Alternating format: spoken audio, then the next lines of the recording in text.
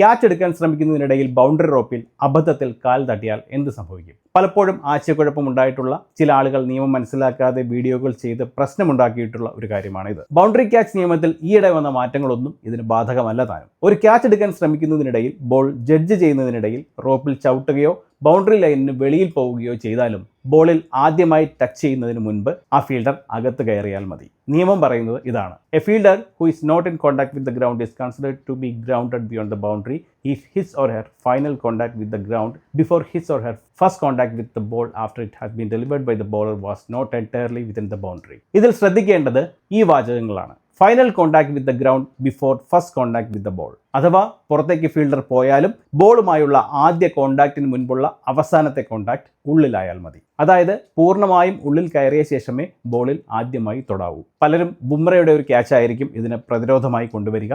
ബുംറ ആ ക്യാച്ച് എടുക്കാൻ ചാടുന്നത് ബൗണ്ടറി റോപ്പിൽ ചവിട്ടിയാണ്. അവസാന കോൺടാക്ട് ആ റോപ്പാണ്. അതുകൊണ്ടാണ് ബുംറയുടെ ആ ക്യാച്ച് 6 ആയത്. ഈ വീഡിയോയിൽ ഇയാൾ ബോളിൽ ആദ്യമായി തൊടുന്നതിന് മുൻപ് പൂർണ്ണമായും ഉള്ളിൽ കയറുന്നുണ്ട്. അതുകൊണ്ട് ഇത് ഫെയർ ക്യാച്ചാണ്. ഇതിപ്പോൾ നിലവിൽ വന്ന നിയമമല്ല, വർഷങ്ങളായി ഈ നിയമം ഇങ്ങനെ തന്നെയാണ്. ഈ അടുത്ത വർഷങ്ങളിൽ വന്ന ബൗണ്ടറി ക്യാച്ച് നിയമങ്ങളിൽ ഒന്നും ഈ നിയമത്തിന് മാറ്റം വന്നിട്ടില്ല.